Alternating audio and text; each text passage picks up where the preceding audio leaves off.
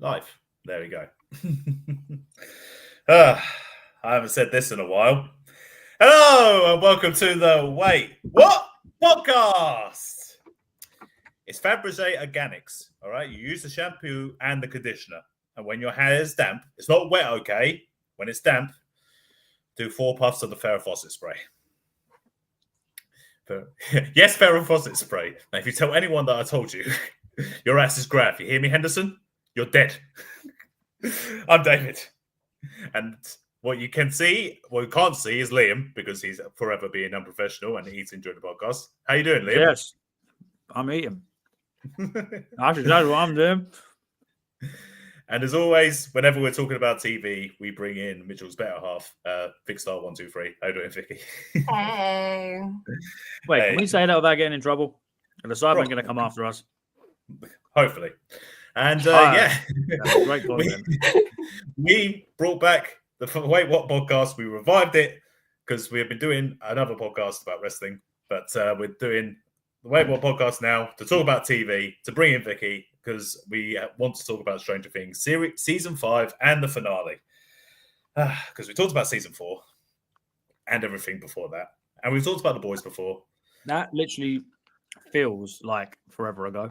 Honestly, it was it would have been 2022 when season 4 came out. Jesus Christ!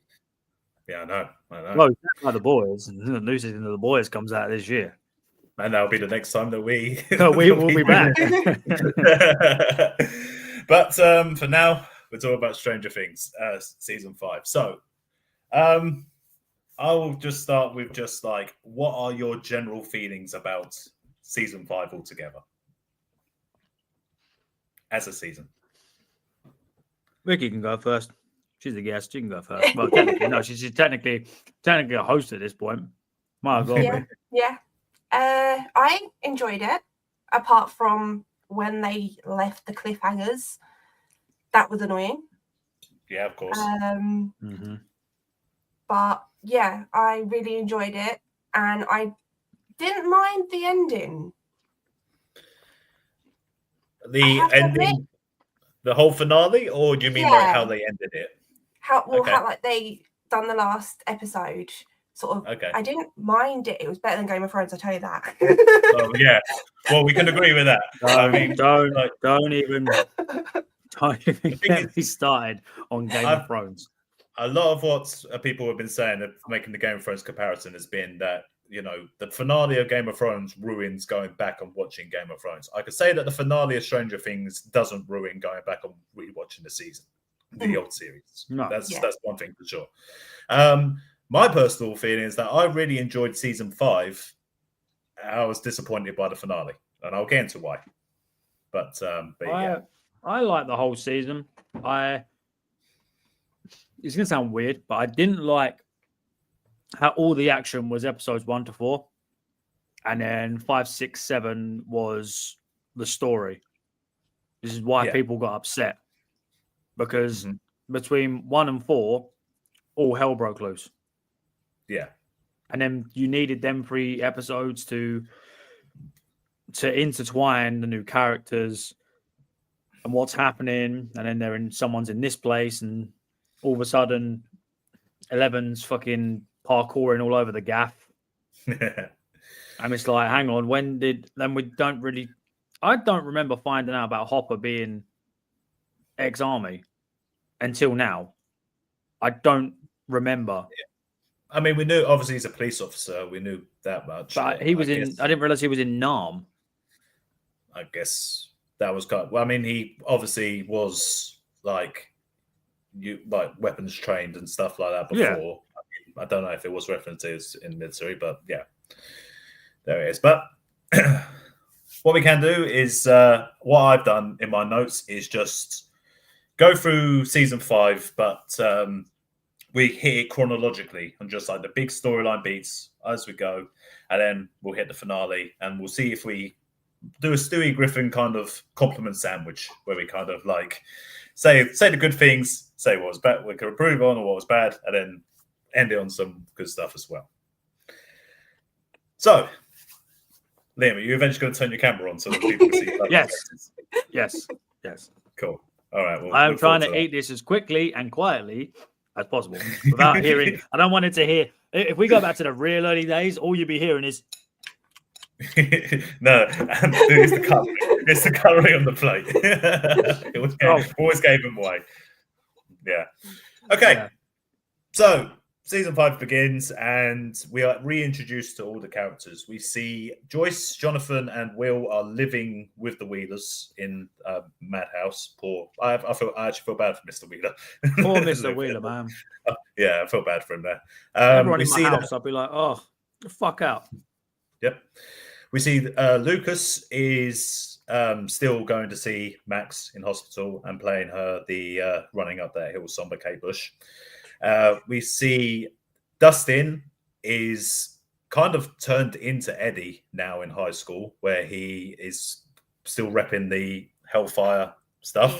And he is kind of like being treated like an outcast, probably because he is obviously wearing like glorifying Eddie, who in the Hawkins is known as a serial killer. So yeah, he's Justice for Eddie.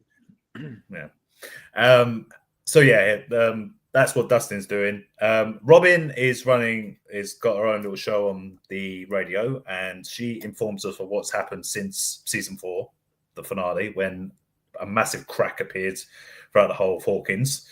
The military came in and basically quarantined off an area of Hawkins, and now they all live under kind of military kind of supervision. Steve is just Robin's little dog's body, basically, just putting in tapes and shit. And the what was it? And then and Hopper and Elle are obviously the military are looking for 11, and they're hiding out in the woods for Hopper to do Elle's training. And that's where we kind of catch up with everyone. What do we think of the storyline progression of the characters since season 4?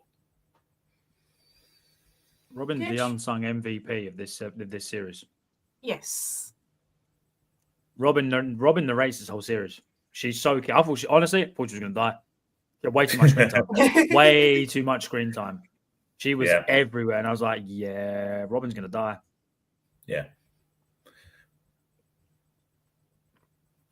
We find out that Nancy and Jonathan, they also work in the radio station, and that's where we get the introducer to Murray again, who is driving in with information and supplies for them. And I fucking love Murray. I love Murray so much. He's got one of the best lines in. He's got one of the best lines in this. Where later on in the episode where he's delivering things, and Dustin says, "What, just sparklers?" He's like, "I'm also giving out hugs." And then he's like, "It wasn't." And then he goes, "It wasn't a Christmas list, Murray." He goes, "Goddamn right, it was a Christmas list." And he so I just came into the most heavily guarded place I've ever Fort Knox. And he goes, "So to him, he's hang some mistletoe and kiss my Johnny ass." yeah, brilliant. Murray was great. Brilliant. Yeah, Murray was good. Was great to see him back. And yeah, because he is giving the info to the radio station, they are sending out coded messages to Mike, Dustin, and Lucas at school, and Hopper and Elle as well in the woods. And they're doing these things called crawls, where Hopper will go into the military vehicles in the Upside Down. He'll look around for Vecna, and then if you don't find him, then he goes back into the military vehicle and comes back. They keep a track of him with using Dustin's little tracking thing and using the van as well, which Steve drives. Steve does a lot of driving in this season. I'm not too happy about it. Okay, well, so actually, Joe Keery actually does the driving. There's no stunt man; he does all the driving. He drives, he sings. Is there anything that man can't do? What a man! That's a man. So the crawl that we see goes awry when a Demogorgon attacks the military while Hopper is in one of the vehicles, and Will witnesses the whole thing telepathically and sees the demo is heading for the Wheeler house.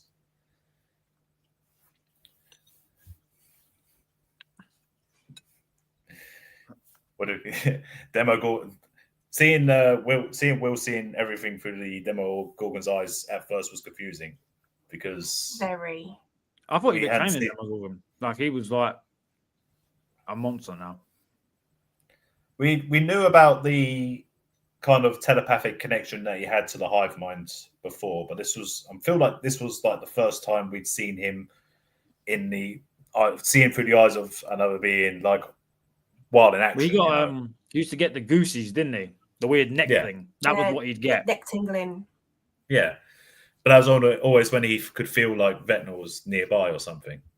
It was a watching mind him. flayer. Or the mind The flayer. mind was flayer. watching That's him, what it was. Yeah. Yeah. So the Demogorgon attacks Mr. and Mrs. Wheeler. Big showing by Mrs. Wheeler in this. Guns and bullets do not hurt the Demogorgon, but a MILF with a broken wine bottle, not a problem. She slashes that thing. And, Karen fucking Wheeler. yeah. Absolutely love her. But it was futile. Demogorgon takes down Mrs. Wheeler and Mr. Wheeler and takes Holly Wheeler into the Upside Down. 11 and Nancy get there just a bit too late, but 11 follows the Demogorgon into the Upside Down.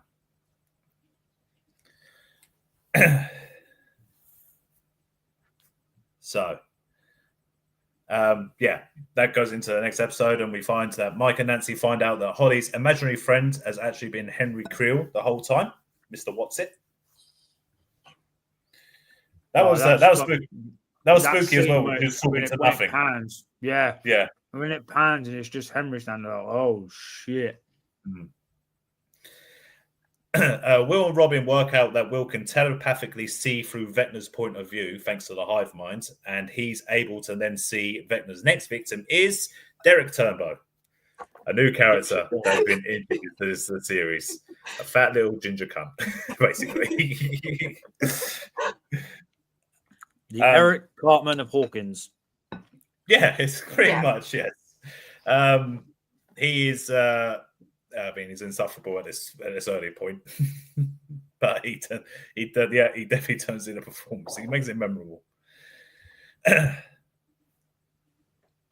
So 11 meets up with Hopper down in the Upside Down, and then they're attacked by the military using their 11 kryptonite.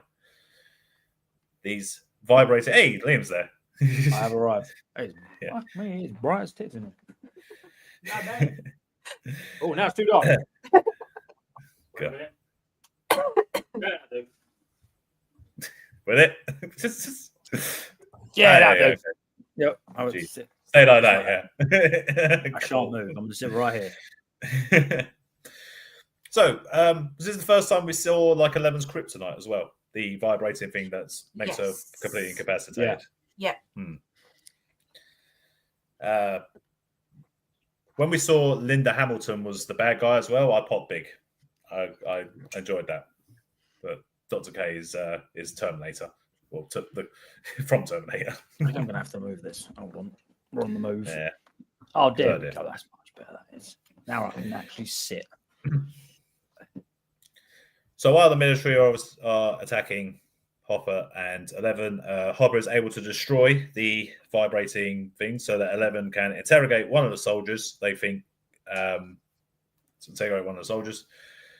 The part when 11, it was good to see just the moment of 11 just like moving the neck, and the guy's like, God just snaps his neck or whatever. Yeah, she went ham. She was snapping people's necks for fun this season. She didn't care. So where they tied up the soldier, 11 was able to go into the soldier's mind, and they think that Henry is being held at a medical base in the Upside Down. So that's where they are heading to. The group, in the meantime, bring in Erica to help drug the Turnbow family. Good to see Erica back. Yes. Erica takes no shit. Nope. Not a single one. Yeah, and the nutmeg is strong in that pie as well. Just like nutmeg. and yeah, Told you to eat the damn pie. Yeah, she just takes out it's very harrowing, just like Yeah, it's just straight, not even like hold it in between the fingers and push it. Fist it, a fistful of syringe. Straight bang, daggers. Yeah. It does say for like the fucked up nature of the story where it's just like the good guys had to kidnap a child. How can we do this? Let's kidnap a whole family. Well, it ended up kidnapping the whole family, yeah, but the main thing is they had to kidnap the child.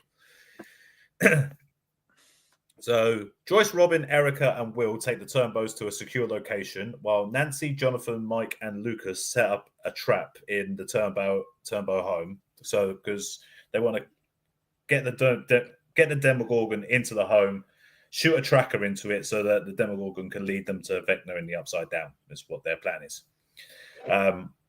Steve and Dustin are in the van, and they will follow. So, yeah. The plan kind of works because they do fuck up the Demogorgon, and Nancy does shoot the tracker into it. Brutal. Yeah. And this is the most the Demogorgon gets fucked up by one of them. Yeah, and before Nancy can shoot it again, the Demogorgon runs away, and Will is able to see through its eyes and feel its and realize that it's actually heading to where they are right now. Because Derek takes his thing off, doesn't he? He gets his blindfold off. Well, yeah, Derek gets his blindfold off and starts being annoying, and then the Demogorgon makes his way. They know where he is, and he makes his way to. I thought it was. I thought it was pretty cool how the Demogorgon was literally ripping a hole in space and time to get back to the Upside Down. Literally just ripping through space and time to get. I thought that was pretty cool. Yeah. The point where Will is seeing through the Demogorgon's eyes at his own mum, kind of thing, that was just a moment, just oh fuck, is he gonna take Joyce down here? But thankfully, Joyce backs herself and manages to back the Demogorgon up, and the Demogorgon gets hit by a car, which then Will feels the pain from, which is another little detail from that Will feels his pain. Steve, Nancy, Dustin, and Jonathan are in the car.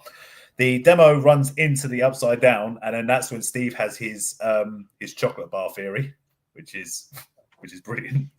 They have a hard crusty shell, but there's a soft center, and then they just go all right. And then Nancy says to gun it, so then they head full steam into the Upside Down, and it works. And that's probably the best moment for Steve in season 5. I'm not gonna lie. No, that's not Steve's best moment.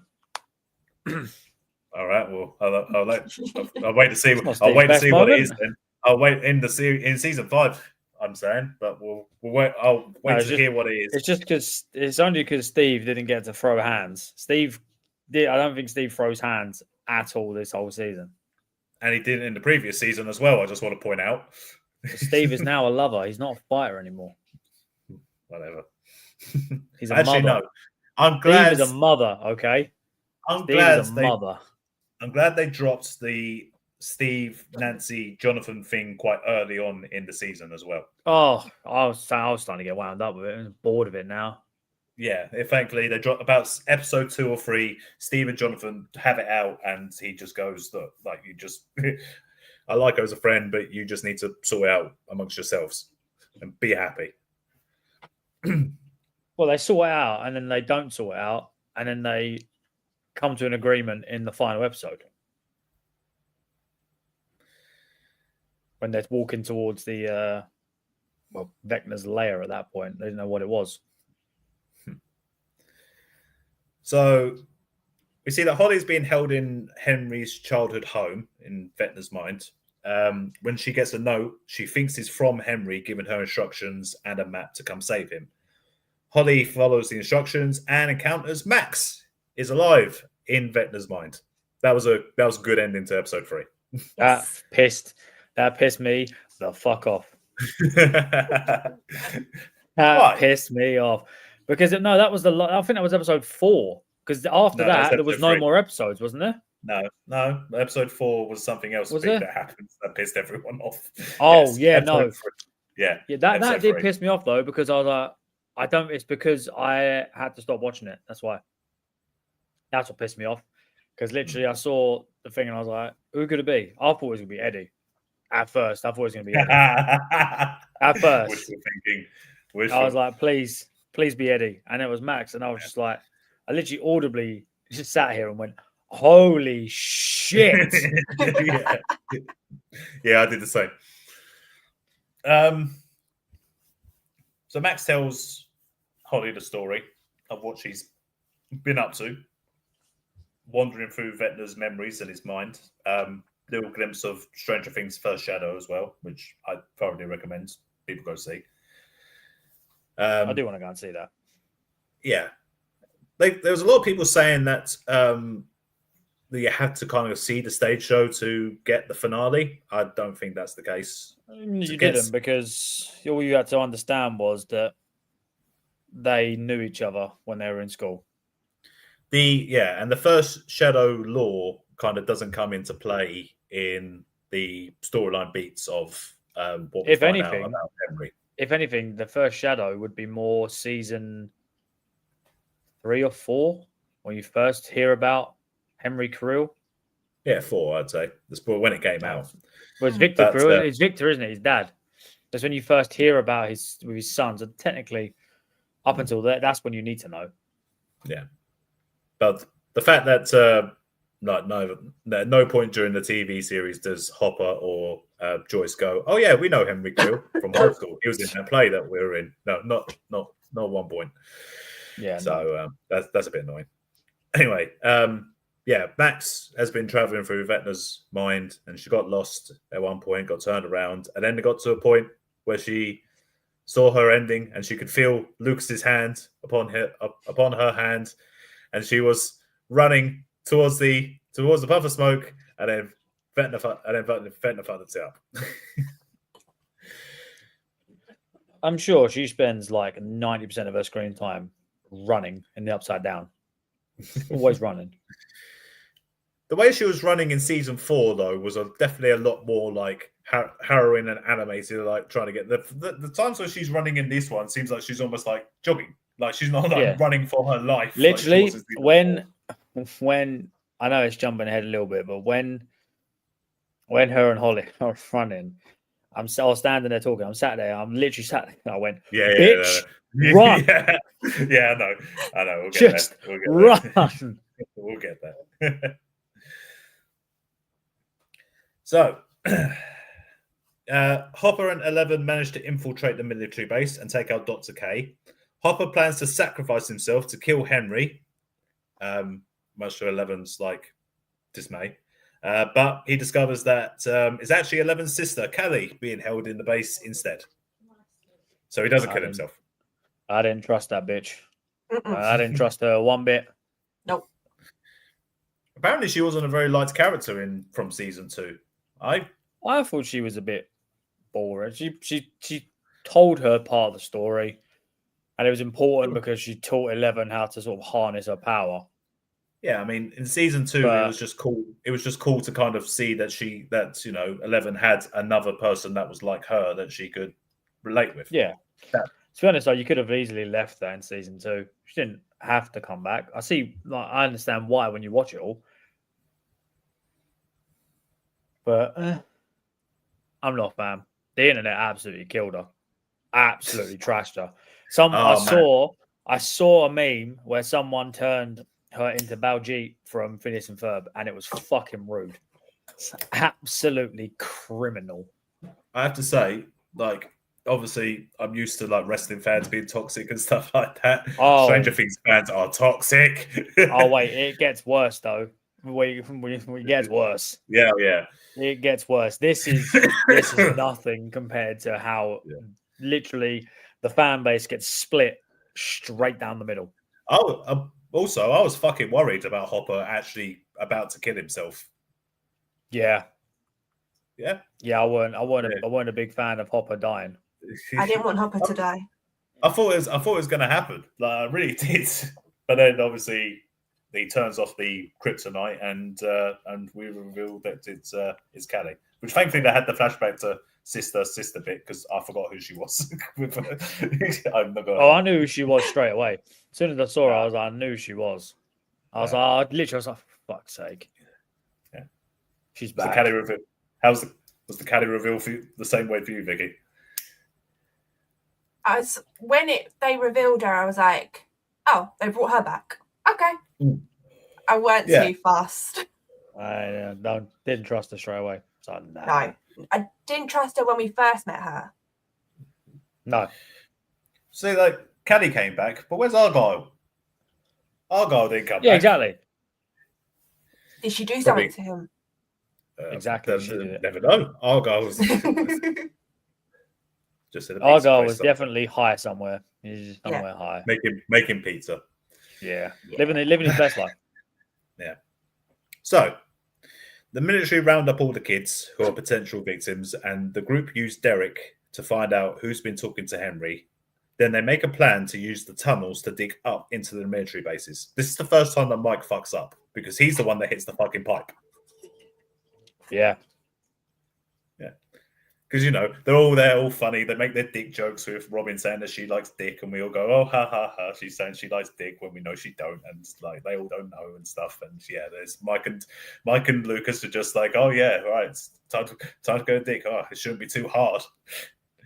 Yes, and then, yeah, Mike fucks up. He hits the water pipe. So, the plan almost works, but they do get snitched on, unfortunately. There's this little bitch that goes in there and snitches on them.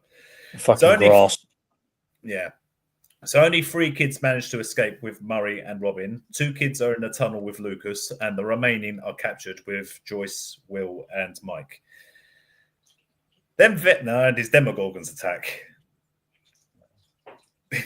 All that was needed at this point was an Imperial March. That's all was needed. You just need the Imperial March in the background. Came out the upside down, looking hard as fuck, scary as hell, yeeting people, Darth Vader styley, Taking the pins out of grenades and stuff like that. The pins out of the grenades was crazy. Yeah, taking the pins out of grenades and throwing the guys into something else that could blow up as well. So it was like a double, triple blow up. Like, yeah, it was a total Darth Vader moment for Vecna. I thought this season is going to be over very quickly. She's going to kill everyone. This is game over. Yeah, so they attack, easily take out all the military, capture all the kids, taking them into the Upside Down. Vecna then sees Will and brings him over to him, and he tells Will that he intends to use children as vessels to reshape the world. He then leaves Will and goes back into the Upside Down. The 3 demos then all come back, 1 to attack Mike, 1 to attack Lucas, and 1 to attack Robin. And then that's when Will unlocks his psychic abilities by tapping into Vecna's mind and uses them to kill all 3 of them Vecna style. That's the first time Will was cool in the entire thing, from 1 to 5. It's the first time, because when that Demogorgon stopped moving, I was like, "Oh shit, 11's back!" And all of a sudden, you see Will, and I was like, "Damn!" And then he did the second one, and I was like, "Oh shit!" And the third one, yeah. And then when they all rose up into the air, and then, and he straight Vecna'd them. It was crazy. Yes. And then he obviously ends with his nose bleeding. He wipes it, and then boom. Just like, wait a month, bitches. Yeah, I saw that, and I was like, you fucking bastards. Yeah, so like, Merry fucking Christmas. So yeah, that was a long wait, but that then got into like a whole kind of like idea of just like, oh shit, now there's 3 of them to take on Vecna kind of thing. Like, well, I saw it was like, oh, Will. It was like the theory was then that Vecna was going to take Will's body, and Will was Vecna. Will wants to be with Mike so bad he turned into L. I like that theory. Well, it was like, I said one of them sort of was like, it's like he couldn't take Mike, so he just became L. So, I mean,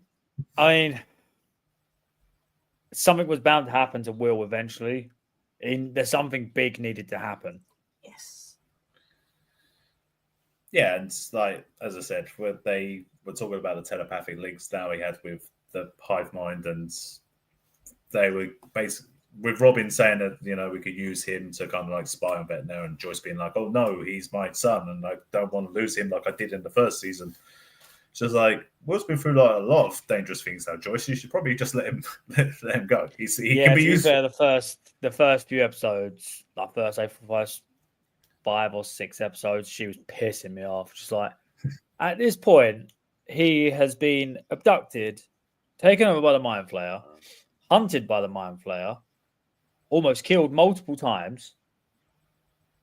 You've just watched him telepathically lift the Demogorgon and snap his bones. I think you still want to wrap him up in fucking bubble wrap. Was that in the finale? No, everything just everything, no matter what he wanted to do. Like I think I can't remember what episode it was, but it's when Robin basically convinces him to get in the car and go somewhere else. Oh yeah, and try when they're looking for a flux capacitor. Yeah, I remember. Yeah, and then Joyce shits herself. Yeah. Okay, so at Christmas time, we started watching it again. What point at Christmas did you watch? Boxing Day. Boxing Day morning. Boxing Day morning. Wow. I did not want it spoiled. I put my phone, when I went to bed at Christmas night, I put my phone on Do Not Disturb. I was not having it spoiled for me. Nah, yeah, I was. Yeah, Boxing Day. I couldn't watch it till the Monday because I had family over.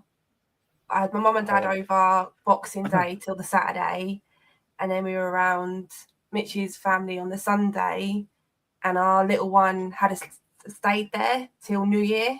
So the Monday, while Mitch was at work, I sat down, just tucked myself in a blanket and just stuck it on and just did not move off the sofa until it all finished.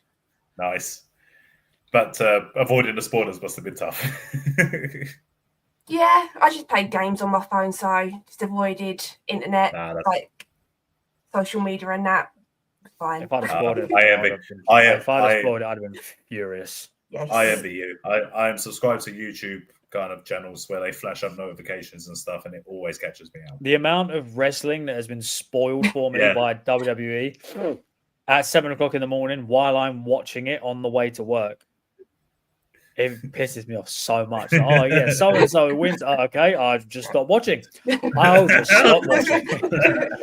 I'll just stop. Okay, I'll just stop. Okay. So we returned, and Max and Holly are searching for an escape in Vecna's memories. In Vecna's memories of Holly, and Vecna finds them after figuring out that Derek was basically being a dick to distract him. The part where Vecna threatens Derek is pretty badass as well, when he shows him like he's dead. Yeah. Yeah. And then Derek goes, "Your mum." Who gave you that? Your mum. We point out that Derek has got the strength of 10 men, because in episode 4, he held off like 2 soldiers who were supposed to be like the peak of their fitness. He had Mike and Lucas helping as well, but yeah, he's a little fat ball though, isn't he? Like a little Vecna. Yeah, Vecna finds Holly and starts strangling Max until Will uses his telepathic powers, thanks to a reanimated Demogorgon, to break Vecna's leg. That was crazy as well. Then they literally just lit a Demogorgon up. Yeah, they electrocuted the Demogorgon. That allowed Will to kind of just be there in the nick of time to save Max, tell Max to run through Vecna. That was cooler than him breaking the leg. Because at that point, he'd taken control of his body, but then he'd taken control of him in just completely. Yeah. But Henry's too powerful, though. He's able to push Will out and makes knocks him the collapse. fuck out. Yeah, makes him collapse before Will gets a chance to finish him off. Giggity. And you notice as well. You notice that when they finished barbecuing the Demogorgon, the Mind Flayer's particles flew out again up the radio tower. Yeah. So, and yeah, Vecna's able to eventually recuperate his leg, and Max and Holly are able to escape from Vecna and carry on into the memories. Callie tells Eleven and Hopper that Dr. K was using her blood to try and give children powers, but it never works, hence why the military want 11, believing that she is the key to creating the whole Brenner experiment again. Crazy of when she breaks free and she's walking through the facility and she goes into one room pregnant, dying, next room pregnant, dying. I was like, this is nuts. Yeah. My only beef with that though is you could have gone somewhere with that, but that was pretty much never mentioned again after that. No, not once was that ever mentioned again that they were experimenting. The reason why she was after 11, the whole reason she was after her. Yeah, but that was Brenner's initial experiment, was that they took the blood from Henry Creel and put it into pregnant women. Yeah, but we never knew. We knew that she wanted to recreate Brenner's work. I don't think we ever. I don't think they ever find out. I think 11 ever finds out until 11 finds out because Callie tells her, but no one else really knows. They just be like, "Oh, the governments are here." Oh no. Well, they're just I mean, we were just assuming the military wanted 11 because she's the main. They were just straight fuck the government. That was it. It was just fuck the government.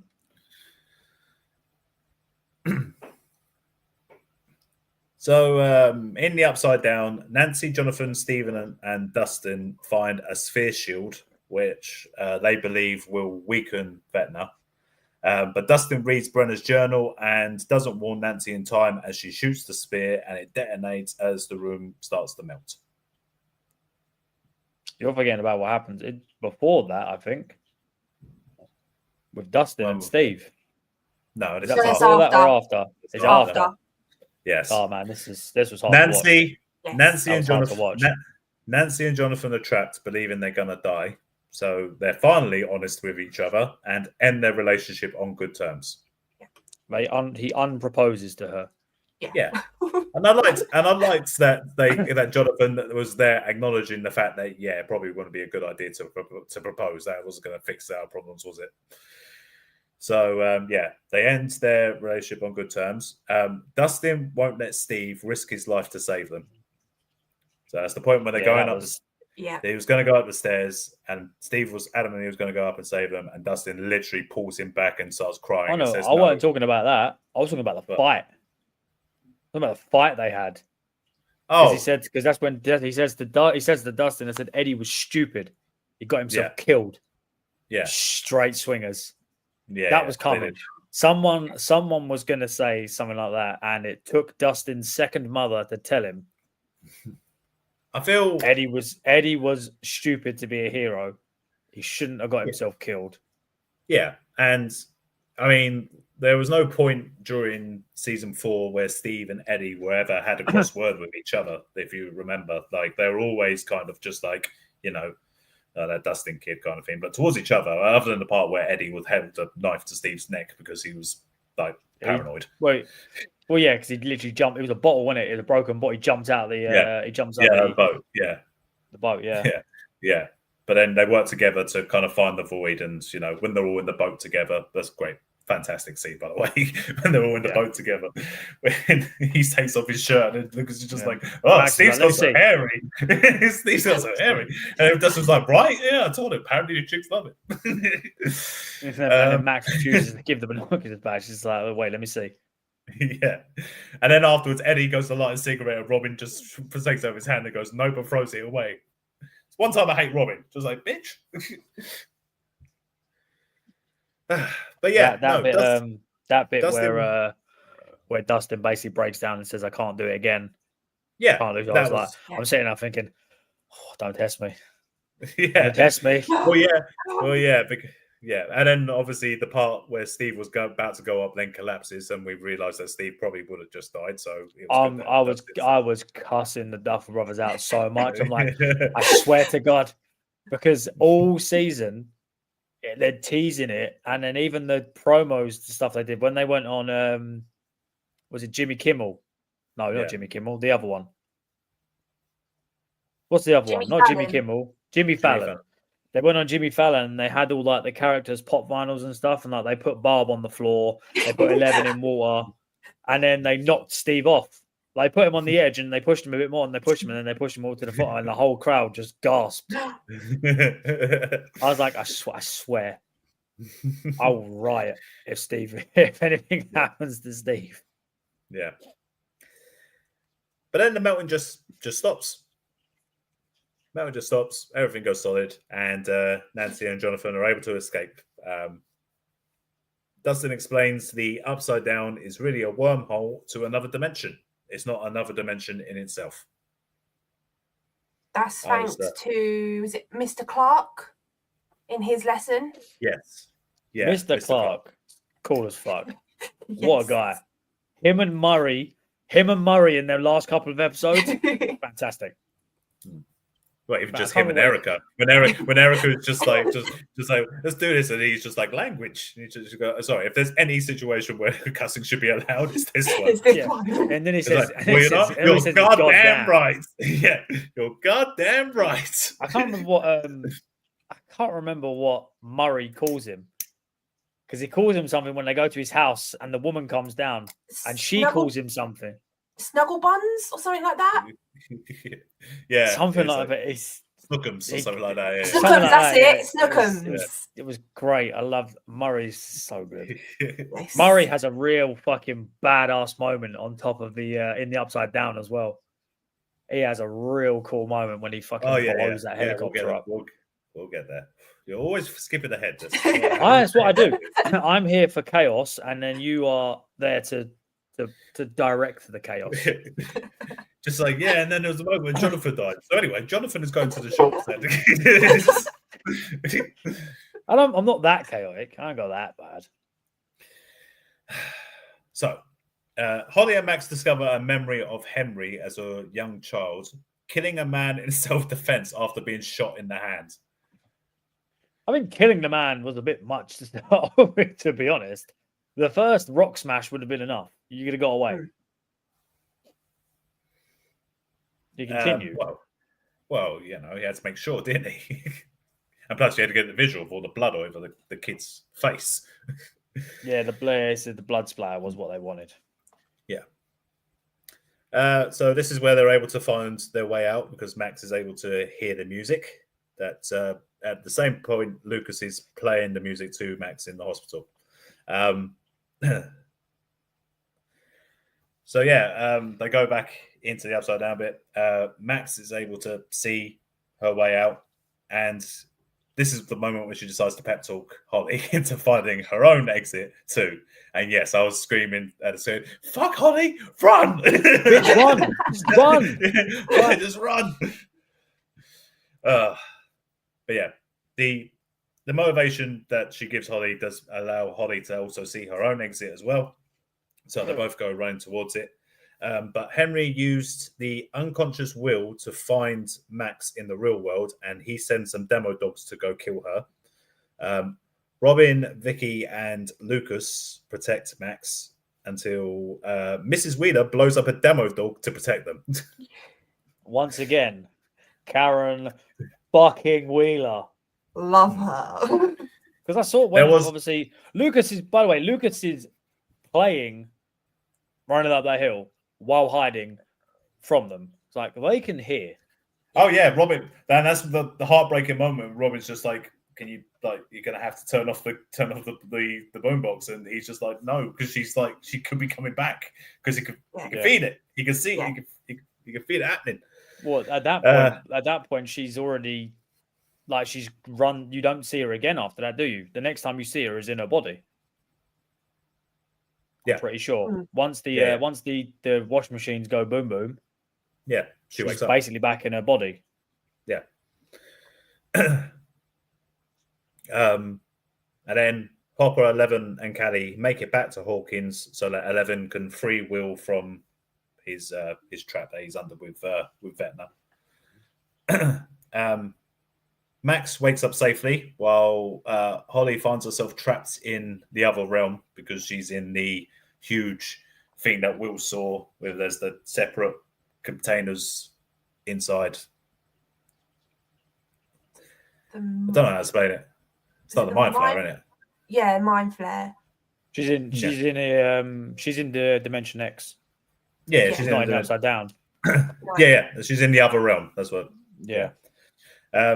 Nancy, Jonathan, Steve, and Dustin witness Holly falling into the Upside Down. That was crazy. I was just like, oh shit. I was just like, oh shit. Like, she's going to hit the ground. Like, fuck. I was glad that I was glad that they used the shot from the promo of the person falling through the Upside Down, because that shot that they used of her was actually in the trailer. That exact shot. I was like, okay, that's pretty cool. Then she gets yeeted straight back up. Yeah, but you don't find that out until the next episode, which was Yeah, she literally just disappears back into the sky. Yeah. Well, no, first off, you hear them get through on the walkie-talkies that they've got Holly, and then they all come out like they're crying and that she did die. Then they show you her going back up, and I was like, really? You're going to do that to us? All the heartstrings are getting tugged on. All of them. Yeah. Well, then Dustin's group later reunite with everyone at the radio station. Dustin explains to everyone the abyss and there's a separate dimension. While Max reveals Henry's plan to merge the two realms together. Steve's the one that suggests drawing the dimensions closer so that 11 can kill Vecna while the others destroy the Upside Down. And then Will comes out as gay. Next, the whole group. Do you know, right? Do you know Will's coming out scene was actually longer than the final fight? No, do you know how long it took them to record that? Yep, it was. Honestly, I do not believe that. No, Will's coming out scene was 13 seconds longer than the final fight. Yep. Wow. Do you know how many takes it took to take that as well? Go on. I can't remember how many, but it took longer than any other scene. Because everyone was getting so emotional. It's because Noah came out as gay not long after the end of the series, wasn't it? End of the series 4. I believe so, yeah. In all fairness, we weren't surprised. And it was like, finally, now you can because he was playing a gay character. No, it's just like no, because even when he was doing the media and stuff, it's like finally you can live your truth. Yeah. Finally, live your truth. And to be fair, I think this is the best season he's played Will. Yeah. Oh yeah, it's the best season. So yeah, obviously Robin was there crying because she was looking. Obviously, he caught Robin kissing in the hospital, and then he was like, "Oh, well, go on, what's going on?" and then obviously she saw the moment he had with Mike. Well, the moment he thought he had with Mike, and then she was like, "He tried to have with Mike." Yeah, she was like, "Right, you are as well. We're on the same. Well, not really the same, but we are on the same." Yeah. I liked the moment where, because obviously Will and Robin are talking quite a bit in the season 5. I like the bit where Robin reveals to Will that she came out to Steve, and he's just like, "What? That's like the worst person to come out to." When he said that, at that point, I was like, "Hey, yeah," I was like, "Watch "No, your mouth, watch your mouth." Yeah, but do you know there's a moment then as well? Apparently, the Duffer Brothers confirmed it. The moment when Mike realizes that Will's talking about him, because the camera there, someone made the comparisons to him and Jim from The Office, because every time the camera panned to him, he was sort of looking in the direction, because obviously it's coming from like Will's perspective, and there's a moment where he says something, and then Mike's eyes like widen a little bit, and then he sort of sits there, and apparently that is the moment that Mike realized Will was talking about him. Right. Well, good acting then from Finn Wolfhard. You know what? All of them this season they've really stepped it up. Yeah. Yeah. I was making a joke from just like moving on from the coming out scene, but it obviously took up a huge amount of time. And also it made some people were pissed. Well, They were pissed. Again, if you didn't see that coming, from watching like from season 3 onwards, then what the hell were you watching?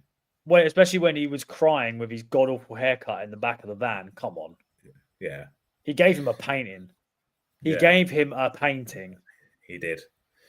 Come on. Yeah.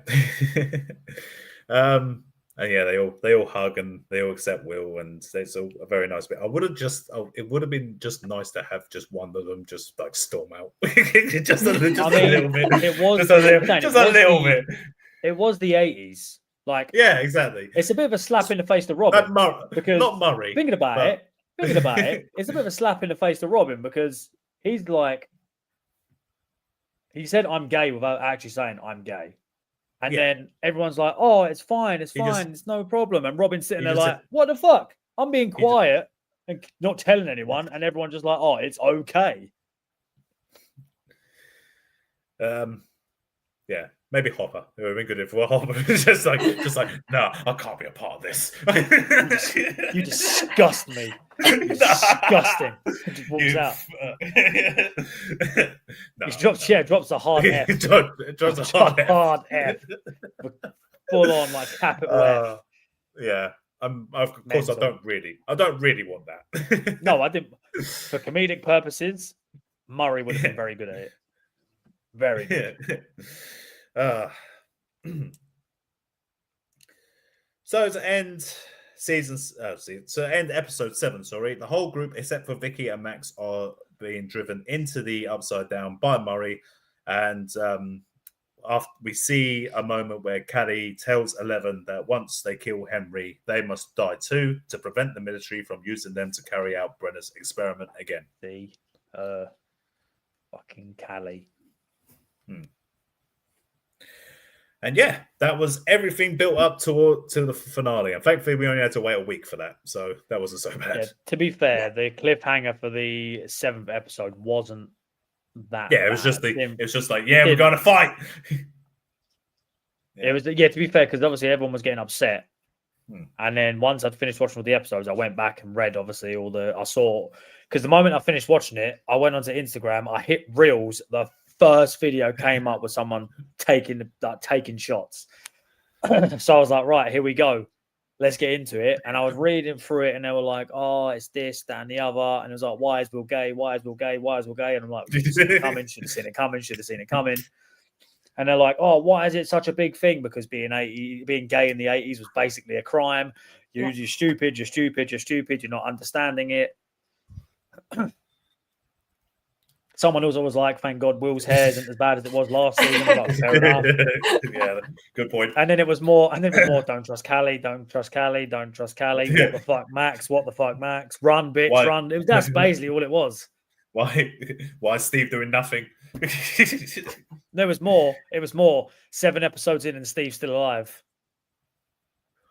Well, actually, to be fair, it was that meme that's taken over the last month or so. The turn the lights on with the guy dancing in the club.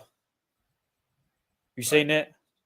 Without showing you it, it's hard to explain it, but there was basically loads of memes. One was when after 7 episodes, Steve is still alive. Lots of celebratory memes. Right. So, I enjoyed season 5 up to this point, and this is where I found the finale disappointing. So, they split up again. Mike and Elle have a little moment because Elle's obviously planning on like sacrificing herself. So, they already had the talk about, going away, getting their happy ending, 3 waterfalls and stuff. Not enough Mike and Elle in season 5 because they weren't in season 4 a lot.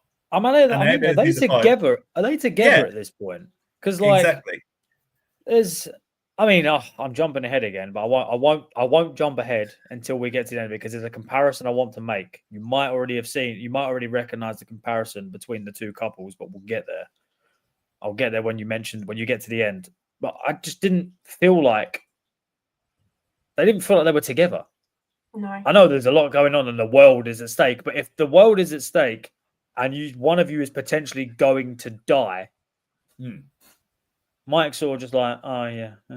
But I feel like they spent a lot of screen time together, obviously in season 1 and like in season 3. Well, season 1 to 3, they've fucking force fed them down our throats, especially season 1. But then, as I said, like in season 5, like it's kind of hard to forget that Mike is supposed to be the main kid character. You know, like they end. Will's the main character, but Mike is the main character. Yeah, it's all that happens around Will and 11, but it's all about Mike. Mike is literally slap bang in the middle. Mike is the heart of the whole thing. Exactly, but we don't. But it feels like that is like forgotten in a lot of like. Well, you get Max and Lucas's story. You get Dustin and Steve's story. You get Nancy and Jonathan's story. You get Joyce and Hopper's story. You got the government story. Exactly. And Mike's just chilling. But yeah, they have the deal moment, and Hopper, Callie, and 11 go to with Murray as well to go the Upside Down. The Upside Down. They go to the lab. They go to the lab. Yeah. The rest of them go to the radio tower to climb the tower to get ready to jump into the other realm when it gets low enough. So they both Elle and Callie go into the Upside Down with Elle in a little deprivation tank thing. At this point, Holly and the kids are with Vecna in his little dream house, and they are doing their thing where they're going to merge the two realms together, and that's where the realm starts coming down. And yeah, it all starts very quickly, like right at the beginning. So it's almost just like just like now. I was expecting more kind of leading up to it. It's just like right, no, we got now, 2 we got 2 hours. The first 4 episodes were full throttle. The last 3 episodes, we've wound it down a little bit. Guess what? Boom. Swingers from the offset. Let's go. Yeah, exactly. Lucas points out that the tower doesn't quite line up with the realm, so it's gonna crush them if they don't go any faster. Elle and Callie manage to, and Max goes into the Upside Down with them as well. They manage to save the kids and show the kids that Henry is actually evil. He's actually that's when she yeets him out of the chair, didn't she? Ball just goes whoop straight out the fucking window again. Straight out the window again. Yeah. Comes back. And then when obviously the kids have witnessed this, and then they all run off with Max, and then Elle's managed to kind of show that Vecna is fucked. He put him onto the table, and Callie goes to stab him, but annoyingly, she has to do that thing where she has to say a line first before stabbing him. Yes. Why did you stab first, line after? Hello, brother. Bitch. Oh, yeah, he's gone. No, exactly. That's why when you hit him with the knife, and then you say hello, brother. Hello, brother. Exactly. Rookies. See, you should have just left her there. Yeah. So now Vecna knows, obviously, that the kids are escaping, and that there's something going on. There's trouble afoot. Yes. So he goes into the Upside Down and finds Hopper because he knows where Elle and that are, and he starts fucking with Hopper. Yeah. This was cinematically. Yeah. This was fucking amazing. Yes, I have to say this was my favorite part of the finale because it. This is one of my favorite. I believed it. I was in. I fully believed everything. Yeah. When he shows Hopper, obviously, I audibly gasped. I literally gasped. Yeah. When he fired the shots. Yeah, exactly. He shows him his first daughter, and then saying about how he wants Elle to be his other daughter, and then he appears in front of Hopper, so Hopper gets out his gun, starts firing at Vecna, And then Vecna reveals that he's actually shot into the tank and shot El multiple times in the body. He freaks out, starts banging on the tank. El is fine, which is the big clue that everything's okay. But I was still hooked. I was just like, no, wait. I was like, wait, is her mind trapped? Yeah, is her mind trapped in there now? Yeah. So I thought it was cool how when she came out of the tank, she like wisped away one by one. They literally just all wisped away. But that was pretty cool. Yeah. And the reveal is that obviously once he breaks the tank and El is out, El's fine. So dramatic. It was what have you done? Yeah. What have you done?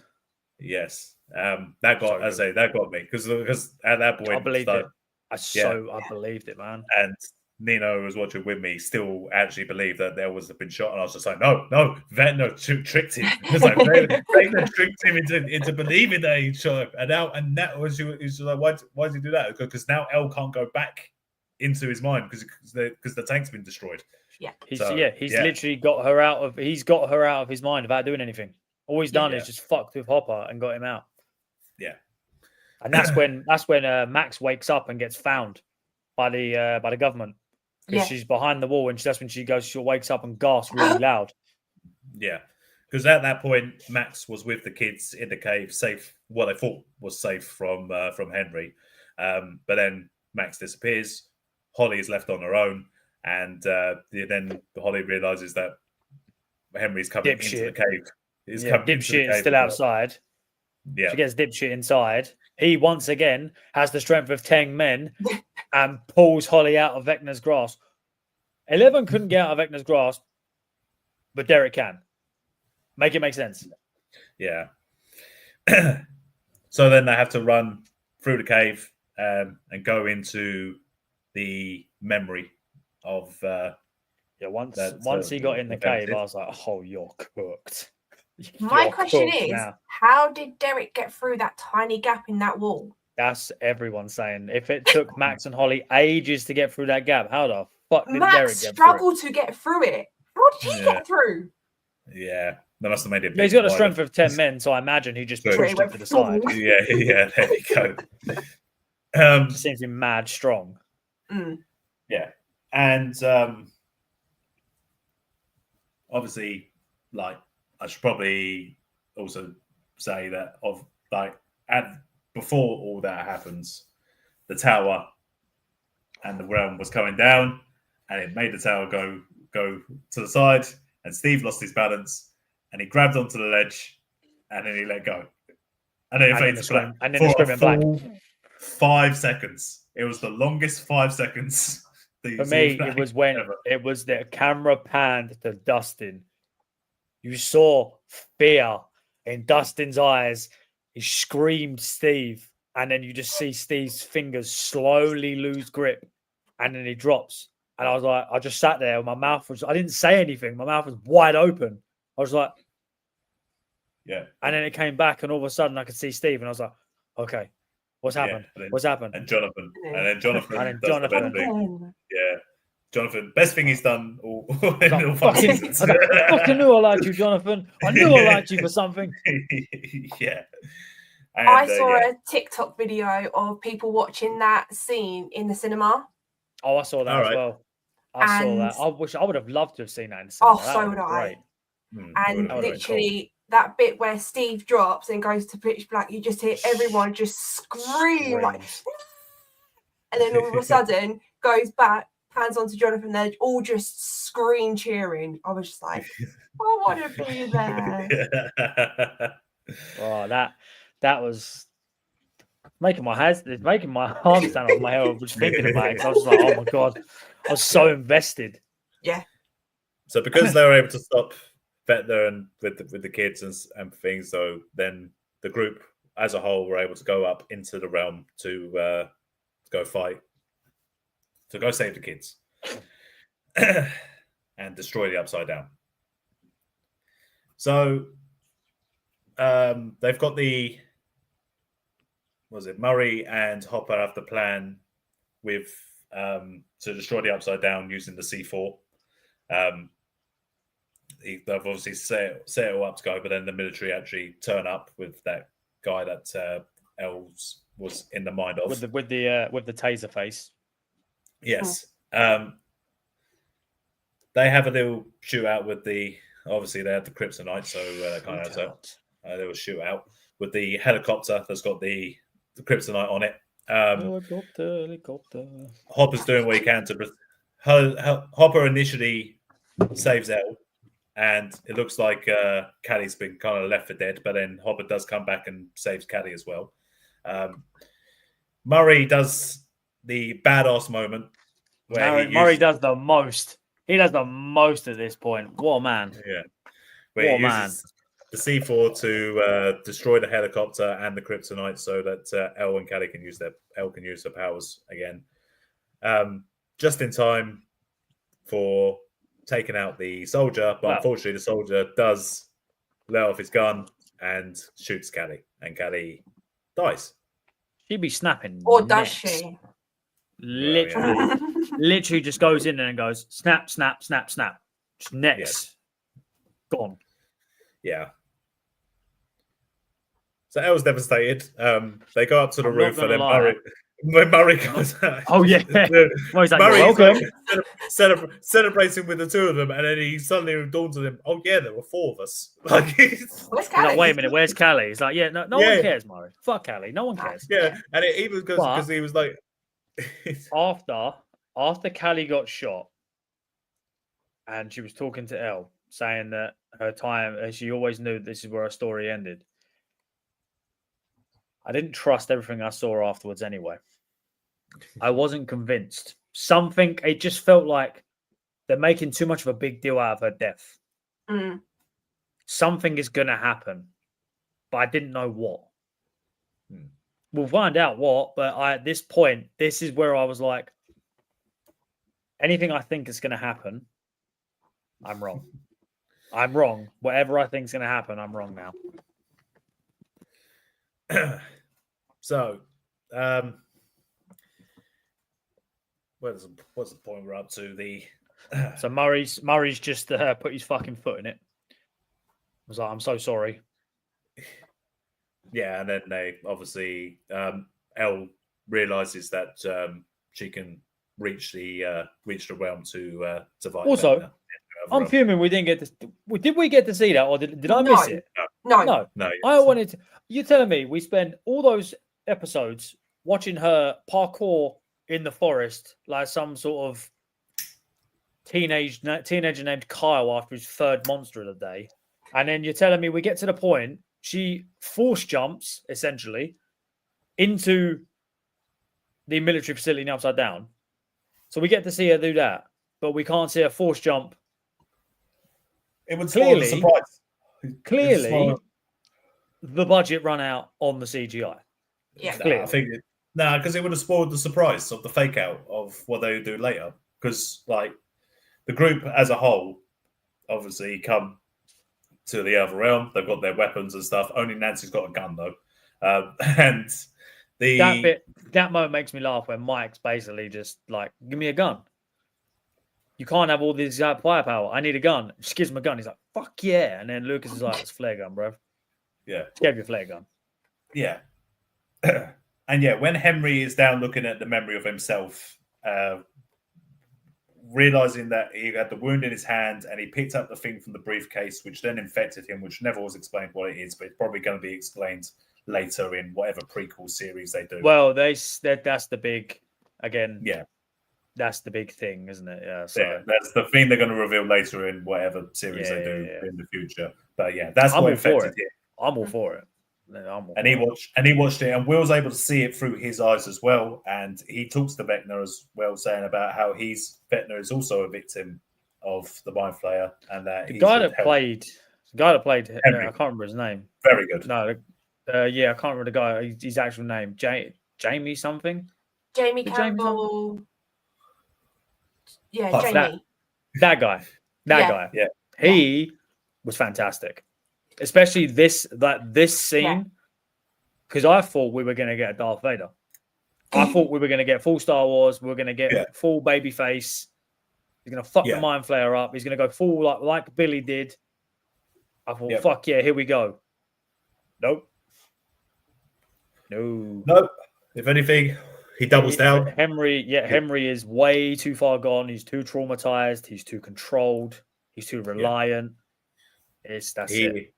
He doubles down, and the Mind Flayer wakes up and reveals itself to be a giant. I call it a kaiju, but I just see it as a giant spider.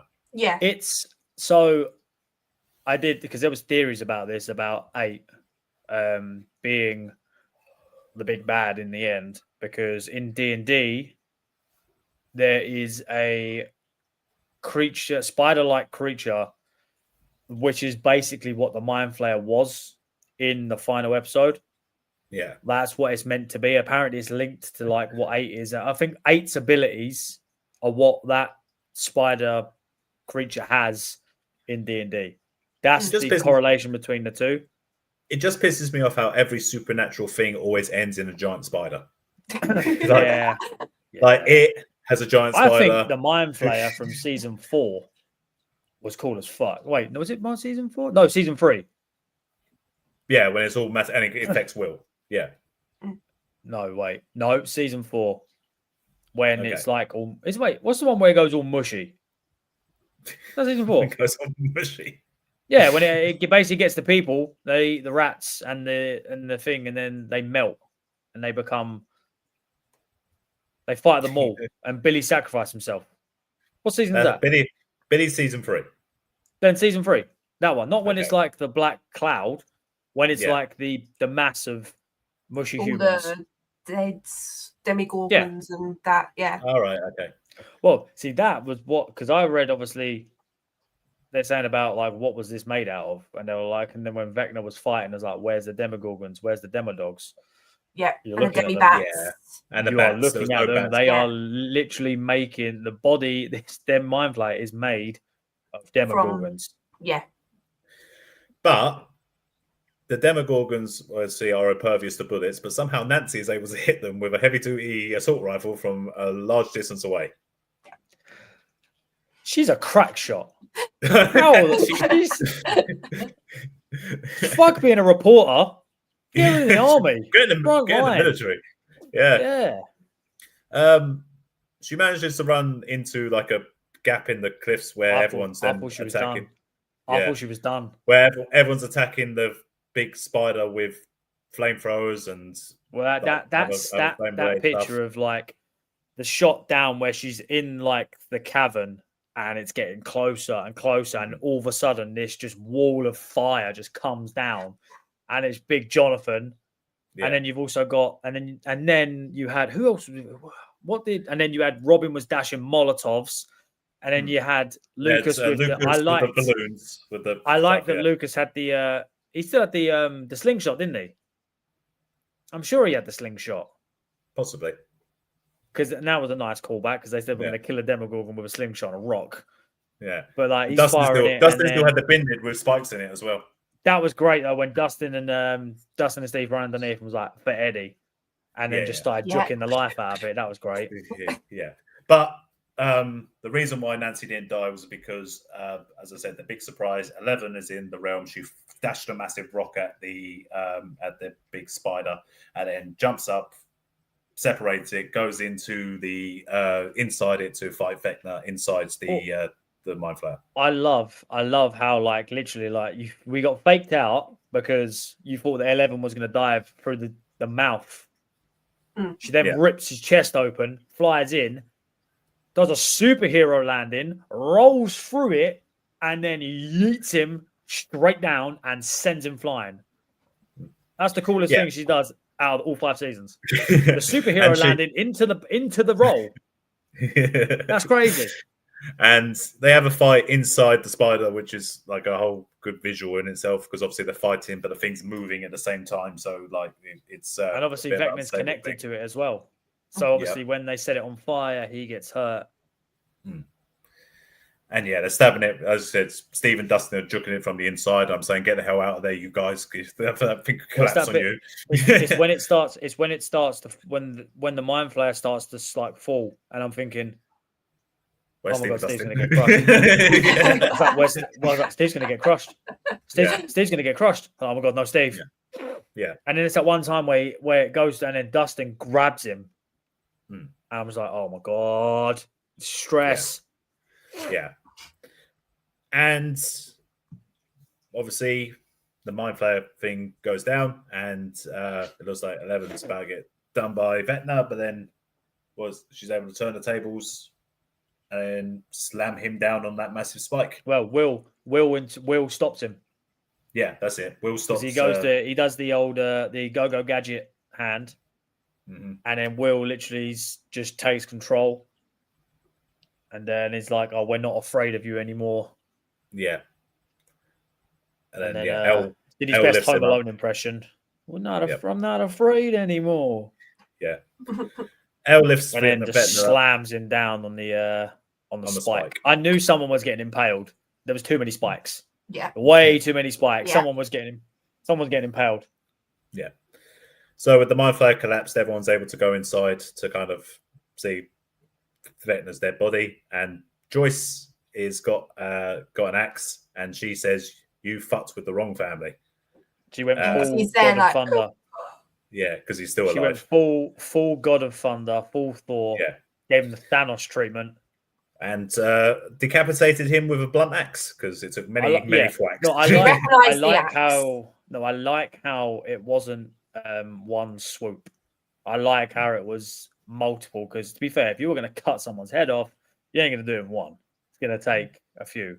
I'm pretty sure is that not the axe that they defend themselves from the Demogorgon in the first series? Yes, it is. Yeah. Before I recognise it.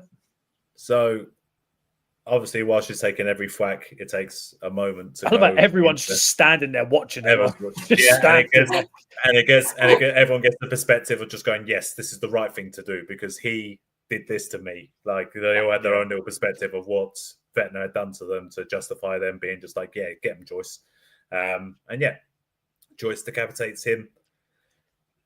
And now at this point, Vecna has been well and truly defeated. There's 50 minutes left of the episode. Yeah, I did the same thing.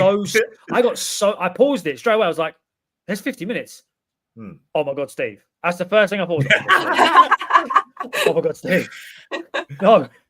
There's 50 minutes. Someone is going to die. I was like, because especially after that, when they're all driving out of the Upside Down, they're playing music. Yeah. Well, actually, no. They blow the... Yeah, no, go on. Yeah, so they're all driving away celebrating. They set the record player to Prince doing what song is it? You Give Love a Bad Name. I'm just like my mother. It's that one. When Doves Cry. When Doves Cry. Thank you. Yeah, they said to When Doves Cry, and they've set it up so the Upside Down will blow up when the ignition hits a certain point in the record. That bit where they're sitting in the truck, and the only time Eleven and Mike actually look like they're a couple. Derek's just sitting there smiling at Mike. Yeah, cheesing. If anyone's ever played the records, like there is a huge danger of the record skipping. So they could have just been like, "When doves crack, when doves crack, when doves crack, when doves crack." Or it could have just gone. It could have gone when doves and gone forward. And go boom. Yeah, true. Would have made it out. Yeah. They go back into the real world and are immediately greeted by the fucking military, who immediately feds. They get everyone out, get them up against the van and stuff. And the one person they're looking for is not in the van. How did that happen? How was Elle able to get out of the van and go back into the Upside Down? Did she know beforehand? Did she somehow manage to skip through? It's not fully clear. But what we do know is what we see. And as Elle standing in the Upside Down, while Mike is slow-mo crying Elle for her not to sacrifice herself. But she does. The Upside Down. And then all of a sudden, she's in his mind. Yep. Then she's in his mind. Yep. And she tells him to explain why she did it. And he's like, I don't know why you did it. And she goes, you will. And then that's it, pretty much. Yeah. To be fair, though, when he hit the Elle, don't leave me, that got me. I was like, oh. Yeah. That was the first. It would have got me if they had actually been a couple for a while. No, that was the first teary eye. That was the first one. Yeah, the first one. That's when that was the beginning of the end for me. That was it. I was already on the cusp of it, and what was to come afterwards just pushed me over the edge. Everyone witnesses the Upside Down explode, and Elle go with it, and there we go. That was it. And we then cut to 18 months later. And if you did what I did, you looked and just went, "Oh my god, there's 40 minutes still left." To which I said, "They're going for the Return of the King ending." I was like, "That's what they're doing. It's the Return of the King ending, where this is going to be extended." Somehow everyone gets away with everything, and they're not all just in like military prison for ages. No federal prison, nothing. No, like Robin stealing those benzos. No repercussions on that. Them kidnapping children. No, that's all fine. Them breaking into military facilities. No, they're all fine. That's kidnapping and drugging a family and a child. Don't forget that. Yeah. That's it. So we cut to 18 months. Yeah, we cut to 18 months later, and we see Max is back on a skateboard, and she is managing to graduate. I know people online were saying about how was she able to graduate in 18 months? Summer school, like she's a pretty smart kid anyway. I'm pretty sure. Okay, so now you've got to this point. Lucas and Max at this point. Oh, Lucas has his hands all over her. Like his hands are grips in her waist. That's how them two should have been. Because they've been together longer. Do you see what I'm saying in the comparison of the two? Because people are like, they're like friends. Whereas you can tell that Lucas and Max are together. And as you can tell, as they're getting older, the dynamic is changing. They're teenagers. You know what's coming. So it made more sense. And I liked them, and I like their coupling better because obviously Lucas was the one that stood by Max like all the whole time she was in a coma and stuff. Also, arguably the more controversial couple considering the time frame. Yeah, right. I'm glad they didn't pussy out. No, because they could have pussied out easily, but I'm glad they didn't, and they stuck with it. Plus, them two together were great, especially when they started taking the piss out of Dustin. At the end of season 3, I think it was, when they started singing Never Ending Story. Oh yeah. Great. Loved it. It's fantastic. We see Dustin is graduating as well, valedictorian as well, which means you're the smartest person in the school when you get to give a speech at the end. That's the only way I know about valedictorian. The only reason he's the smartest is because Erica's not in his year. Fact. Straight fact. It's the only reason. I love Dustin, but Erica, next level. Yeah. And Will was obviously graduating as well. Hopper and Joyce are together with Jonathan. But for some reason, they're keeping all the stuff up. They're not letting sunlight in. Are they still on the run? Or are they still? They can't be hiding out. No, he's taking a photo because don't forget back then.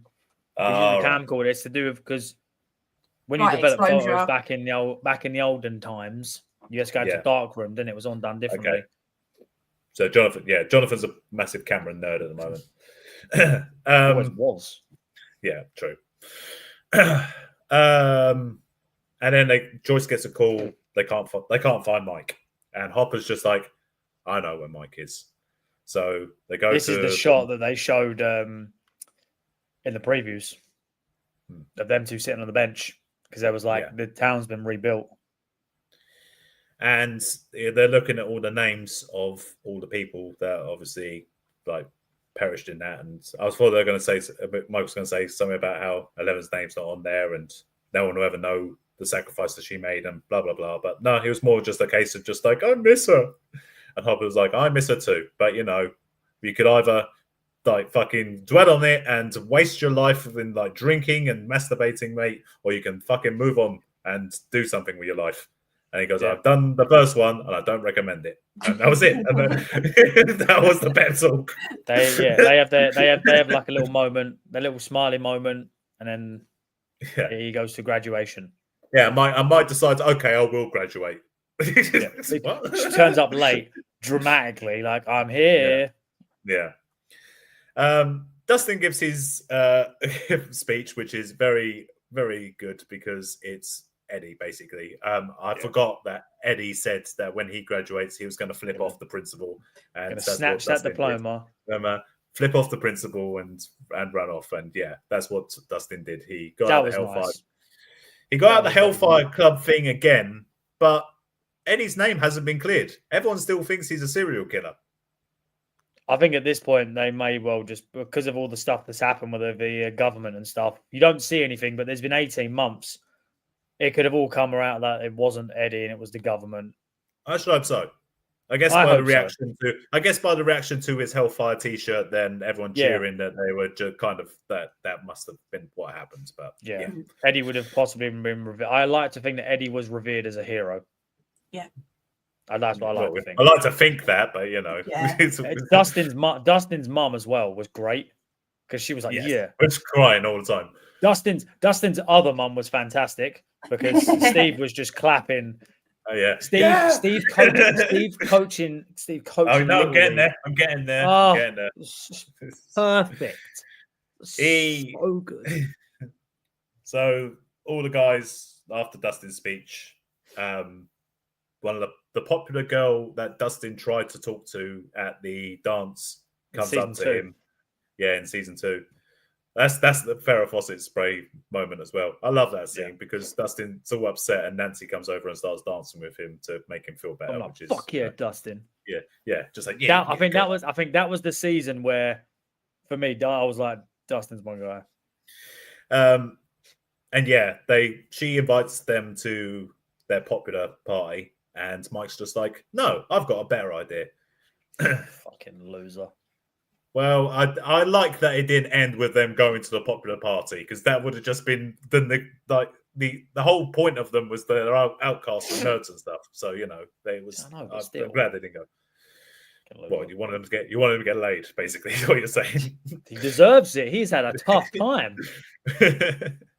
Not Lucas. Lucas can't do anything, and well, I think Will would struggle, especially openly at that point. Be a bit of a struggle. Maybe it was a better idea.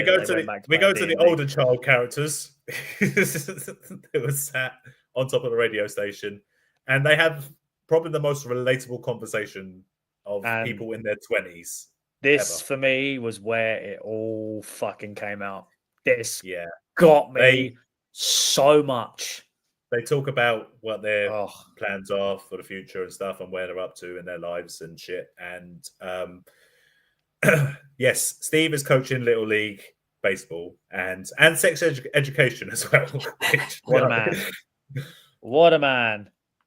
I mean, he ain't making much money with that, though, is he? He ain't gonna be able to have 6 nuggets with that kind of salary. He's got a fucking. He's already got 6 nuggets. He's a mother. Fair enough. Nancy reveals that she's dropped out of school and is just going internship at a journalist again. Yeah. Robin says that Vicky's overbearing, so I don't know if how that's worked out for her. Yeah, but so is Robin, to be fair. I can imagine. And Jonathan's going to make movies about anti-capitalist cannibals. They're saying. Yeah. And yeah, they have the moment where they're saying about how, you know, they're not going to be able to meet up as much, but then they make a pact to meet up in Philadelphia at Robin's weird uncle's house. I really, really wanted End of Beginning to play at that point. The song that Joe Keery's band plays, I really wanted that to play at that moment. The moment where Steve is visibly trying not to cry. That was it. That pushed me over the edge. Yeah. That pushed me over the edge. I literally sat here crying. I was literally watching. I just sat there crying. I was like, "This is ridiculous. What is wrong with me?" Because they were all crying, and then Steve just they're just trying not to. It started. It was fucking Robin. It's Robin's fault. She started just fucking blubbering. Then Nancy started crying, and Jonathan started. And I could see Steve, and I was like, "I know you got sunglasses on, Steve, but I know what you're doing. I know what you're doing." Yeah. And they all make a pact to meet up once a year, and Steve still fucks apparently, so that's good for him. What a guy! What a man! I wish I wanted to be like Steve. So then we go into the basement where we see the original kids and Max playing D&D with Mike as the dungeon master and he's got a really big villain for them. Obviously must have been a very quick campaign because they got through it pretty quickly. We played Dungeons and Dragons; it takes a while. So yeah. When we play Dungeons and Dragons, we don't exactly play it the correct way. We do weird shit on purpose. Well, more entertaining. But as I said, they sped through their campaign and got to the end part, and they looked like they lost. And Max was pissed, which I like. It's just like, that made bullshit. Me laugh. Bullshit. Bullshit. But then they remember they had a punk ass campaign. Will remembers that they have a MacGuffin mage. A mage that will come in and can save the day for them. They do the roll. Hello. The MacGuffin comes in, saves the day, and they win their D&D campaign. And it was obviously kind of like a little bit of reference to what El kind of done to save them at the end. And they ask Mike like about, is that it? They were like, that it? Yeah, the stories and stuff, and he talks about how Lucas and Max are going to go on with their relationship together, and is probably going to be all good. Dustin's going to go on to great things in school, where he's going to learn everything. Will's going to be, now he's happily out, he's going to be going out and meeting men in clubs, basically. He's in a gay bar. That was cool. Yeah, that was cool to see. And they asked Mike what he's going to do, and he said he was just going to write stories. So we've started typing on the typewriter, isn't it? Yeah, and he ain't moved on. Basically, he's what the idea is. Yeah, moved on. He's going to become an alcoholic, and he's going to be doing loads of just writing and failure and that. And he's just going to drink himself into an early grave. Is what he's going to do, Mike. But he said he gave us the little teaser theory that Elle didn't actually sacrifice herself. She turned invisible thanks to A, and then managed to escape the government and is living somewhere away from the government, all happy and free, where there's 3 waterfalls. And those people were saying Ireland, Scotland, Scandinavia, like, I don't know. It was somewhere nice. I was half expecting her to like go into that village that she saw and speak in her normal voice to try and like pretend she's got many accents. She's got many accents.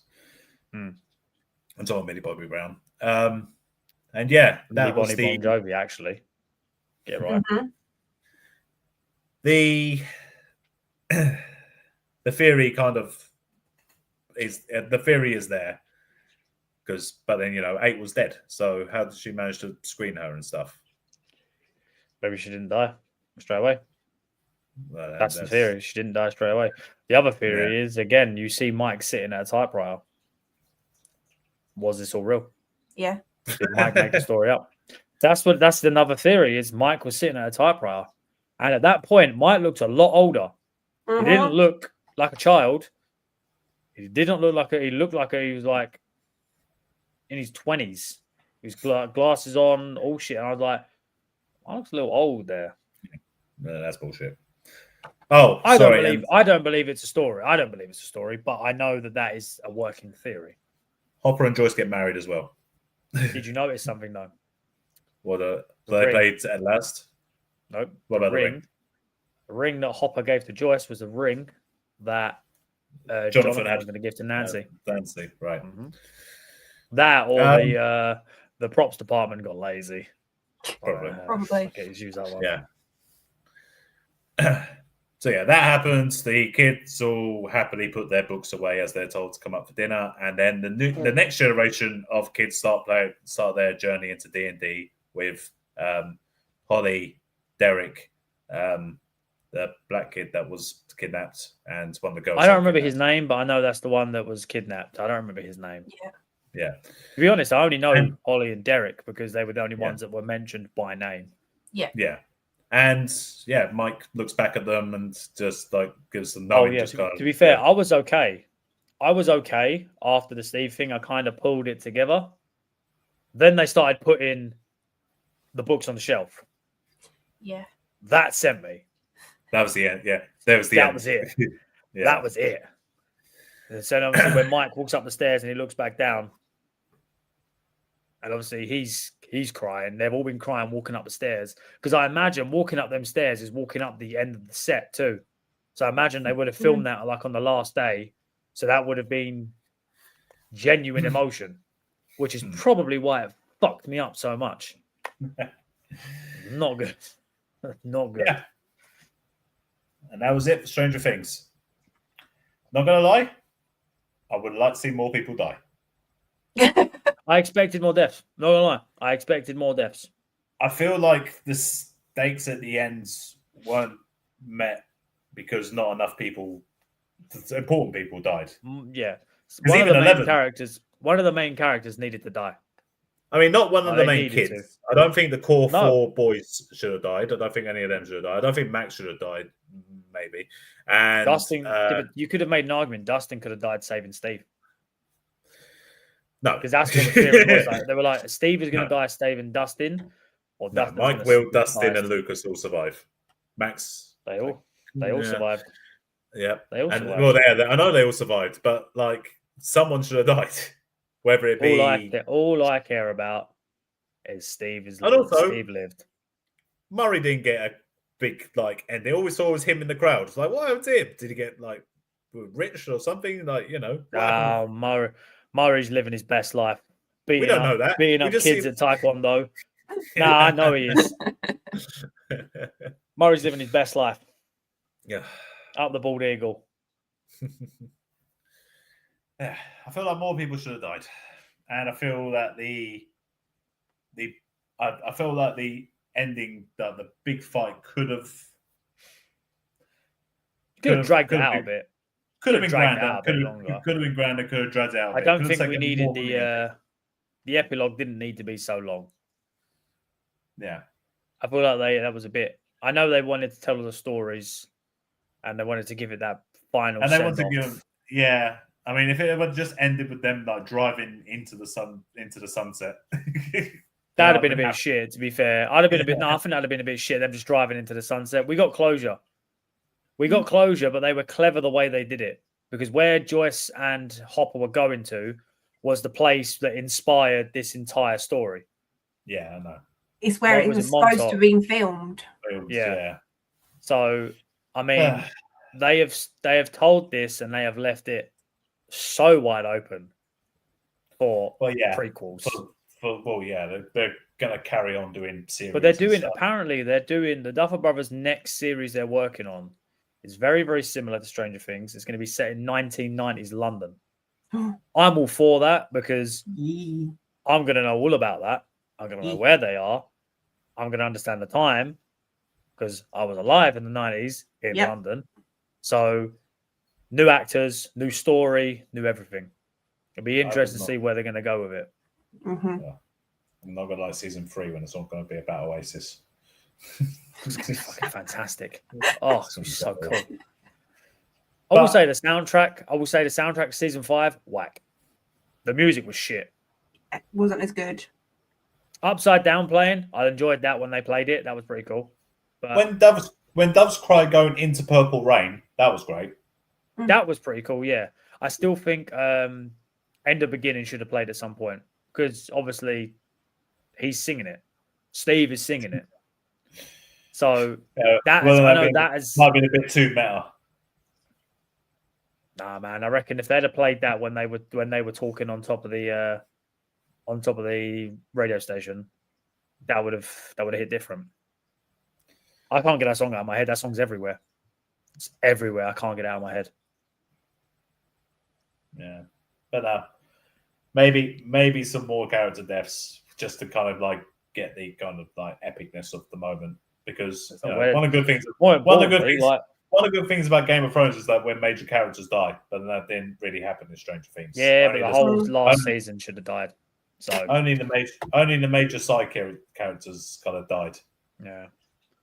But now they just move on to the next projects. And there was no moment now. There was no moment like when Eddie playing the guitar, Master of the Puppets on top of the thing to just get the bats. Where was that? Man, that's the greatest scene in Stranger Things. Yeah, hands down. Very close second is Steve kicking the fuck out of the demo bats and ripping one apart with his bare hands. That's a very close second. No, when Steve won his first fight against the Russian. That's up there too. And then Dustin's like, yeah, man, you did it. But then That's also up the there. moment when Steve gets his ass kicked by Billy and then they're driving in the car and it's Max driving, he's freaking out about it. Yeah, that's great. funny. Yeah. Yeah. That's great. The good thing is, right, is as I was watching like the second to last episode, Alice was like, I think I want to watch it. And I was like, okay, cool. It's a lot to get through. I was like, when it's all finished, we'll watch it.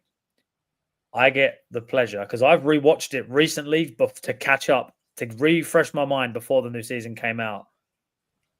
And I hated Steve. Even though I knew everything about him, watching season 1, I hated him again. And I got to fall in love with Steve again. I'm going to get to do it a third time. And I can't wait. And if I'm telling you, if she hates Steve, grounds for divorce. Not possible. If she don't like Steve, I'm going to be very upset. Very, very upset. I'd say my favorite Stranger Things kind of moments. I mean, the reveal of Elle when she saves Mike, when Mike jumps off the side of the cliff and makes him That was float cool. into the air. And then she breaks That the was bully's cool. arm and stuff. That was cool. That was cool. And then a lot of stuff with Steve, obviously. Steve and Robin getting high and then being in the bathroom, and that's when That's Robin really comes good, out yeah. to Steve. When Robin That's a comes out, fantastic yeah, moment. that's pretty cool. And then like Murray Obviously, fighting Max. Murray fighting Max the getting- Russian. Hands of an eagle. Obviously, Max in the upside down when she's lifted into the air. That's one of the most iconic. Yeah. But for me, my favorite scene is Eddie playing Master of Puppets in the Upside Down. That reignited my love for Metallica. It really, because I used to love Metallica when I was younger. I used to listen to Metallica all the time. But I don't really listen to music anymore. You're too busy watching things. And then I started listening to it again, so much so that I'm actually going to see Metallica this year. And I will, when I hear Master of Puppets, I will freak the fuck out. I will freak the fuck out. Cool. But yeah, Stranger Things, as the original season is over, now they're going to ruin it with prequels and sequel seasons. We'll see how they go, but I don't hold out the most hope. All I'm going to say is if there is prequels, if there is sequels, they're going to be judged heavily. And the expectation is very, very, very high. And I'll be honest, I think they'll flop because you're dicing with your legacy at this point, because you could leave it now and everyone's going to be talking about it because no one knows what really, really happened. They could do a sequel series with them all as adults in the 90s. Yeah, could do. Won't be as good though. Well, don't know. Nah, it won't. Vecna's back. It's Vecna's son. The son of Vecna. Yeah. All right. Yeah. Well, there you go. That was Stranger Things. We'll see you next time for The Boys and any other TV series. We'll be back for The Boys. Yeah. And any other TV series that Pico interests in the future. But until then, the Wait What podcast goes back into hibernation. Take care.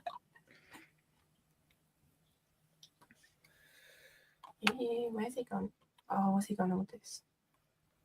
There we go. End stream. Stream has ended.